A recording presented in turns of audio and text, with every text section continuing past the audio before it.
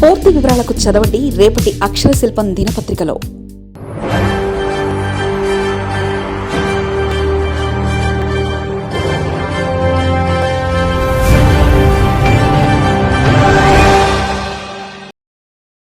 Greater ఎన్నికలు గెలుస్తామా లేదా?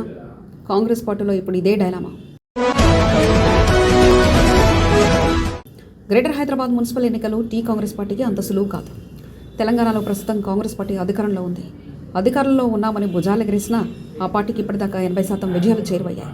దానికి కారణం సీఎం రేవంత్ రెడ్డి నిర్ణయాలు. ఆయన చాలా దూకుడుగా ముందుకు వెళ్తూ తెలంగాణలో కాంగ్రెస్ పార్టీని ఒంటి చేత్తో నడిపిస్తారని చెప్పడంలో ఎలాంటి సందేహం లేదు. అంతే, ఆయన ఒక్కరే మొత్తం అన్నీ చూసుకుందామంటే రాజకీయాల్లో ఎక్కడా కుదరదు. ముఖ్యంగా తెలంగాణలో గ్రేటర్ హైదరాబాద్ ఎన్నికలు రెడీగా ఉన్నాయి. కాంగ్రెస్ పార్టీ గెలవడానికి చాలా తక్కువ అవకాశాలు ఉన్నాయని ఇప్పటికే రాజకీయ విశ్లేషకులు అంచనా వేస్తున్నారు. ముఖ్యంగా హైదరాబాద్ నగరంలో కాన్సన్ట్రేషన్ తగ్గడం అనేది కాంగ్రెస్ పార్టీకి ఇప్పుడు బాగా మైనస్గా మారింది. అంటే గ్రేటర్ హైదరాబాద్ మున్సిపల్ ఎన్నికలు కాంగ్రెస్ పార్టీకి అంత సులువు కాదు.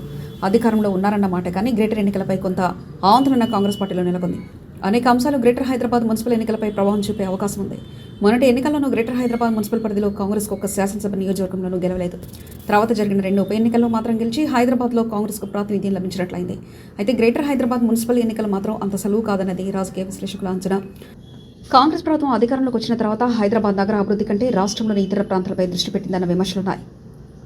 బీఆర్ఎస్ హయాంలో వేగంగా హైదరాబాద్ అభివృద్ధి చెందిందని, కానీ కాంగ్రెస్ హయాంలో కొంత హైదరాబాద్లో అభివృద్ధి వెనకబడి ఉందని అంటున్నారు. రియల్ ఎస్టేట్ కూడా పెద్దగా ముందుకు పోవడం లేదు. అనేక ఇళ్లు కొనుగోలు చేయకుండా మూలన పడి ఉన్నాయి. ఇక ఇదే సమయంలో రహదారులు కూడా అస్తవ్యస్తంగా ఉన్నాయి. వర్షం కురిస్తే చాలు మ్యాన్ హోల్స్లో పడి మృతులకు కూడా ఇటీవల కాలంలో ఎక్కువ అవుతున్నారు.